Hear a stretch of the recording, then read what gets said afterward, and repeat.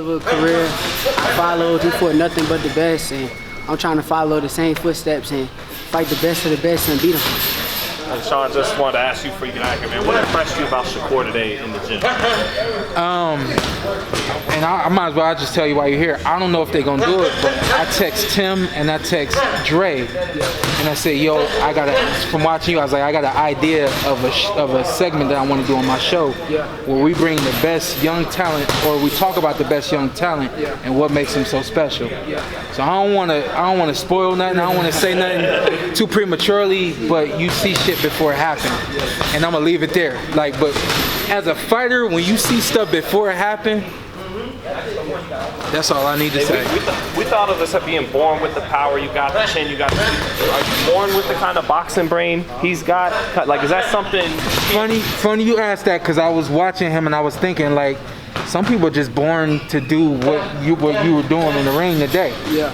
When you are more than a month away from camp, not too many guys show up in camp the way that you show up in camp. So I couldn't tell, like, how long you've been training and all that. But I'm like, yo, this is just God-given. You know what I mean? It's special. Yeah, appreciate that. Shakur, does a little bit of what Sean is saying right now, is that attributed to you staying in the gym? You don't really take time off. You're kind of a gym rat. You know, is that, do you think, part of it? Or do you think it's just all the years and just the knowledge that you've took in from everybody around you?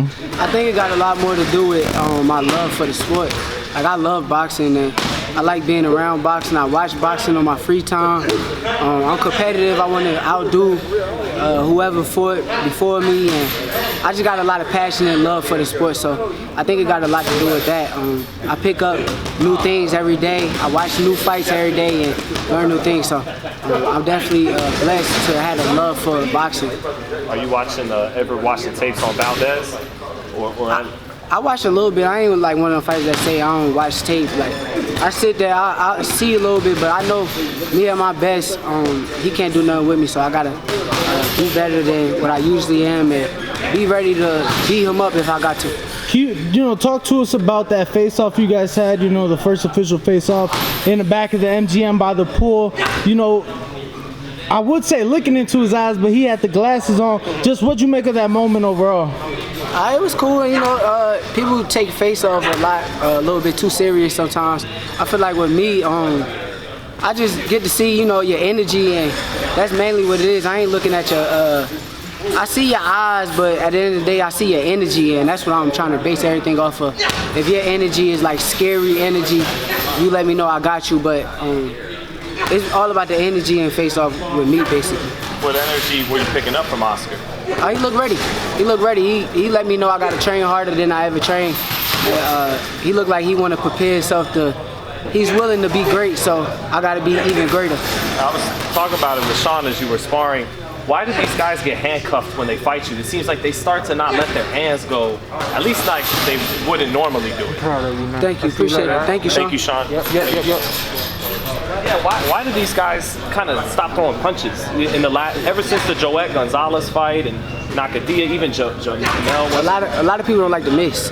When you're throwing punches, and if you watch, I don't know if you was here in the early rounds of my sparring, but they start off kind of hot and throwing a lot of punches, and then they wear themselves out.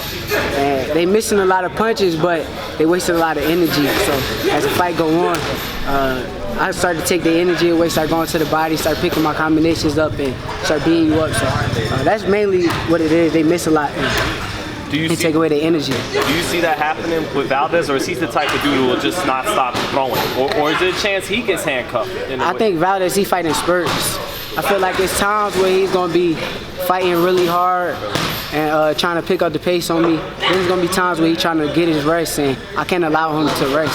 I got to step on the gas while he's resting. And man, like I said, man, I'm ready for whatever. Like, you got to realize I'm preparing for war, so I might even, you know, we might even get in there and tussle a little bit, however it goes. You saw the body shots. Yeah, so I ain't going to give up nothing for free, but I'm definitely willing to beat him up.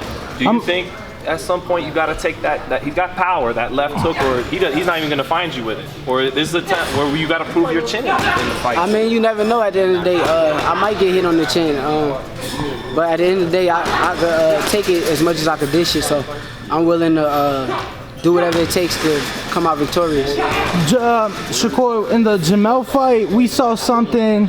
Unless people in your camp or people that are in camp with you that see you in camp, we saw something we never really seen before, especially somebody of Jamel's caliber. You kind of, I wouldn't say fighting his fight, but you definitely walking forward, walking him down. Was that just an opportunity thing, or was that more of a, you know what, I'm coming to show tonight that I am here to fight, that I am ready, that Tim Bradley was wrong? You get what I'm saying? Like, yeah, I think it had a lot to do with what you just said.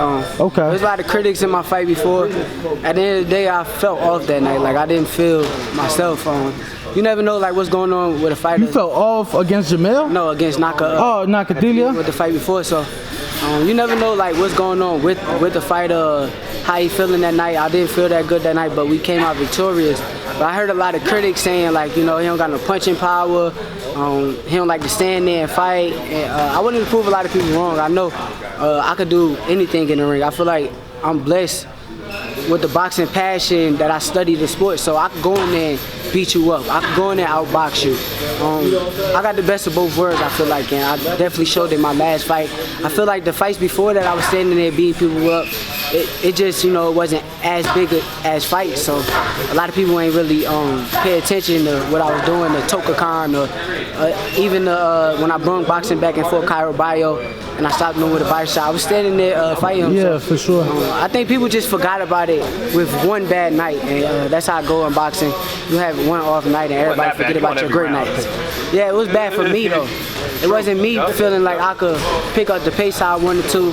I had to outbox him basically, and I could have did more if I was feeling a lot better. Shakur, really quick. Yeah. No, I was just gonna touch on that. Just your thoughts on the fight with Berto next weekend. I mean, if he catch him, I don't think he got no skills or none to like. But at the end of the day, Berto ain't got no skills either. So he might go. Berto might go in there, press him out, and make him tired, and probably stop him. That's what I see happening. But if he catch him on the chin, he might. Not Berto out. Has there been any talk maybe getting some sparring in with Berto? I know he's over at Capetillo's. You've gotten a lot of work in there in the past. Has there been any thoughts of getting some work in with Miguel? I want to. Okay. I ain't hear no talks. I'll spar him, but a lot of people is competitive, and he probably thinking we gonna fight later on down the line. So I don't know if he really want to spar me. At the end of the day, I feel like he probably thinking about a fight. Right. And really quick, this is my first time speaking to you since the birth of your daughter, Leilani. So just talk to us about what fatherhood's been like for you these last couple months, champ. I know, shortly after your fight with Jamel, you became a father. So just talk to us about that experience and how that's changed you so far. It's definitely a great experience. I love my daughter to death. It made me a lot hungrier. It made me real hungry. I think when she first got here, I made sure I was in the gym every day to the point where my coaches was telling me, like, calm down. We got a fight coming up. You need rest, and you're going to have a hard training camp, so don't overdo it. But it definitely got me hungry, got me motivated, and I'm definitely going to do a lot for her. And I'm doing all this for her. So. This is your first time being away for a training camp, since being a father. How have you had to adjust, and what's that been like for you? I'm sure lyrics at home like, yo, she's sick, she crying, this, that, the third. Just what's that been like for you, champ? It's definitely hard, but it's a sacrifice at the end of the day. I know I'm doing something for the greater good. So it's definitely hard, like being on the phone with her, hearing her cry, knowing she got to get up and make the bottles by herself and all that kind of stuff. I'm not there to help, so it's definitely hard, but sacrifice is key, and I feel like it's gonna be all worth it come April 30th when I win a world title, another world title. Shakur, man, just before I get out of here, your thoughts on Rolly and Tank? Rolly likes to talk. He talked about your fight with Valdez. How do you see that fight going? Tank by knockout. I think Rolly suck. I think he's like one of the worst boxers in boxing. Like, I feel like he don't fight nobody, but he's just getting an opportunity, I guess, right now. He don't fight anybody. When he had a hard fight, he lost. You want to talk about how I look in my fight with Nakatillo, where I won every round. But he fought that dude, and he clearly lost the fight, and they gave him the fight. So that was a bad night for him. A bad night for me is me dominating. You ain't hear nobody saying Nakatillo got robbed or nothing like that. So I watch him fight. I'm not impressed. I think he garbage.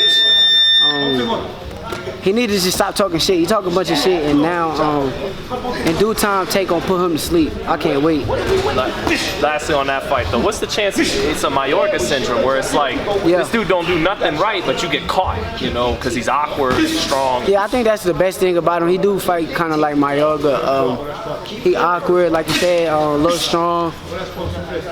But that skill pay the bill, man. I feel like Tank's skillful. Tank gonna use his skill, set him up with a big shot. It may even be a body. I hope it's a body shot. I pray it's a body shot. I feel like a body shot show a lot of bitching a lot of people. So I hope he hit him with a good body shot and drop him. I gotta ask, just because you brought up the body shot, there's been debate regarding Keith Thurman, right? We saw it in the Manny Pacquiao fight. We saw it in the Mario Barrios fight where he gets caught to the body and takes out his mouthpiece. Doesn't go down, but takes off his mouthpiece. Some people saying, oh, he can't take a body shot. Some people saying that's genius because he's not going down and he's able to stay up from those body shots. How do you see? I see it as both. Like when I look at it, I see it as both. I think it is a smart move. Milk the clock. You need a little bit of time to recover from the body shots. But I think somebody catch him with a good body shot. I feel like it might be over. I feel like if you fight like a Terrence Crawford or anything like that, I think Terrence might stop him to the body. You know, Thurman got like that. You know, in the NFL they call it the bend but don't break defense. It's easy to get a lot of yards on him, but you don't get the touchdowns. It's kind of like Thurman. Like you can get him going, but he doesn't get out of there. Yeah, I don't think he a bad fighter. Right. I got a quick answer. I don't think he a bad fighter. Like I think Thurman is a good fighter, but he is weak to the body. I feel like you step up on him like with Errol Spence or Terrence Crawford. I feel like them dudes is a little bit too much for him. Even Boots, like I think Boots would be too much for him, but. He's a great fighter. I don't take nothing away from Thurman. He's definitely a great fighter. Is Spence Ugas going to be a close fight, you think? Nah, I see Spence beating Ugas up. If Errol is 100%, I see him beating him up, and I think it's time to make the Errol Spence Crawford fight. That's a big if, though, right? Coming off an eye injury like that to where we really don't see a lot of fighters in combat sports coming back. Right? Do you think there's kind of concern there, or is kind of like with the car accident? Let's see what you do once you step into the ring. I mean, I seen him with Danny Garcia. I seen him with Danny. I feel like he was kind of sharp.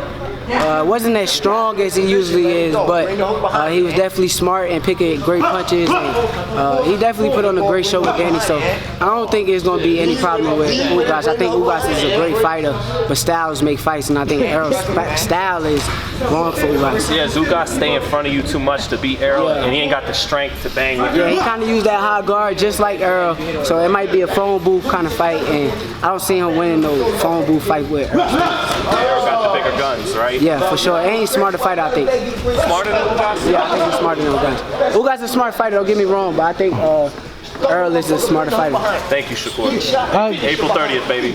Gotta ask, champ. Lastly, for me, I know I heard you speak on it, not to kind of retract, but you know the Chris Colbert, the whole Chris Colbert situation and just the fight. Saw you send a couple tweets. Just what'd you make of the fight overall, and just the position that he was in, knowing that he was down in the championship rounds and just kind of like moving around. I don't want to call it survival mode because I'm not the one in there, right? And I respect the fighters that step into the ring, but kind of just trying to make it to see the end of the fight. I ain't gonna lie to you. Look, I'm gonna be the good guy here at this point because being honest with you, like before me and B-Hop kind of got into it, before he started acting like that, we was real cool. Like I was real cool with B-Hop. I knew B-Hop since a kid. I might have talked a bunch of shit, but that was out of frustration because the way that he approached me and shit that he was saying to me. He know like I'm really like that. He know like what type of fighter I am, what type of mentality I got. So him saying that stuff, I think he was trying to get under my skin. He kind of got under my skin. So me saying all the stuff that I said after the fight was mainly out of frustration and honestly, I don't wish no bad on him.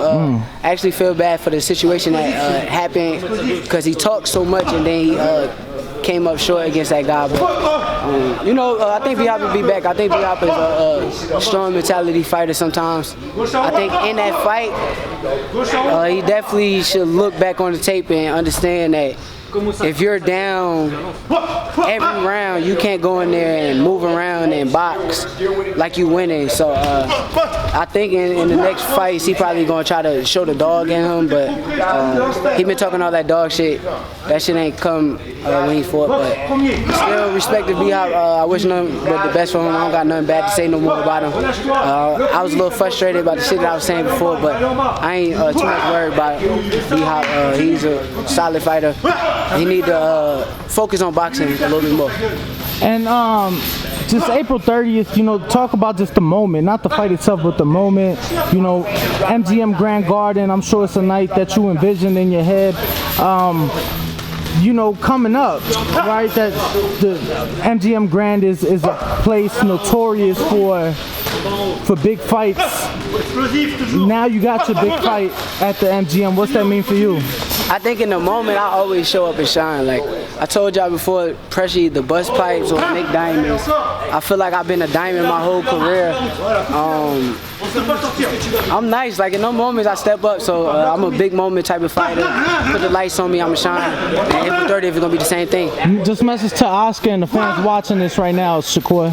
Oscar, keep working, bring your best. I'm gonna bring my best, and I'm coming out victorious. April 30th, yes sir. If you enjoyed the video, feel free to hit the like, subscribe, and share. As always, if you want to support us to the next level, head over to the patreon.com/ThaBoxingVoice. We have tons of exclusive from Border Wars, from title, betting shows, the list goes on and on and on. But in addition to that, if you guys have questions for fighters, trainers, and promoters, this is where you can submit them. We will run out, get these questions answered, and put it back on the show just for you guys. Appreciate it. Peace.